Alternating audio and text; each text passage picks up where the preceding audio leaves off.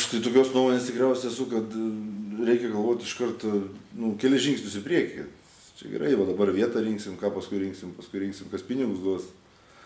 Tikriausiai tai bus, ne? Tai mes ko gero visi suprantam, kad mes nesurinksim pinigų pilnam projektui vien tik tai ES ir savivaldybės. Tai ko gero turės prisidėti ir vyriausybiniai pinigai, kaip jie būna skiriami ten vyriausybės svarbos objektam ar kažkas panašaus tokiais, taip.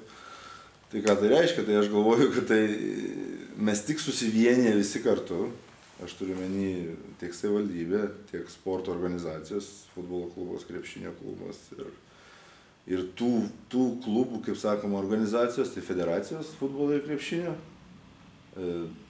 Aišku, mūsų ko gero Seimo nariai, kurie išrinkti yra, tai visi, jeigu susijungs, tai tada gal ir gaus tų pinigų. Tai aš manau, čia turėtų būti tas didelis projektas, kurio vieta, aktualiausia tai yra parko. Tai paprasčiausiai, nes mes vienu projektu labai daug išloštumėm. Nes yra lankoma vieta, viena lankomiausių vietų, tuo pačiu gal ir parkas susitvarkytų, ten būtų galimybės įrengti dar kažką panašaus. O kitos vietos aš nežinau.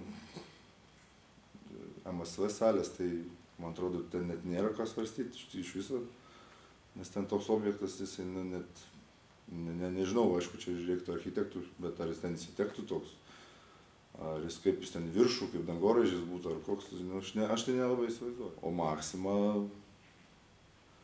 nežinau, gal ten palikim ateityje vietą darželį kokiam, nes ko gero irgi reiks, ten bus labai naudinga. Žiūrėkim iš tos praktinės pusės, tai tu nori, jeigu gražiai gyventi ir jeigu tu turi pinigų, tu perki kur namą. Perki ant šlaito, perki prie jūros, perki prie upės, kažkur, kad tau atsisėdus terasui, tu gali matyti kažką. Taip, tai čia tas pats. Tas pats Vilniuje yra Forum Palas, sporto klubas, ne, tai irgi kuris yra, ant Neries kranto. Visam Vilniuje yra aibė dar kitokių visokiausių tų sporto centrų, bet jis yra populiariausias, jis yra brangiausias. Ten žmonių netrūksta.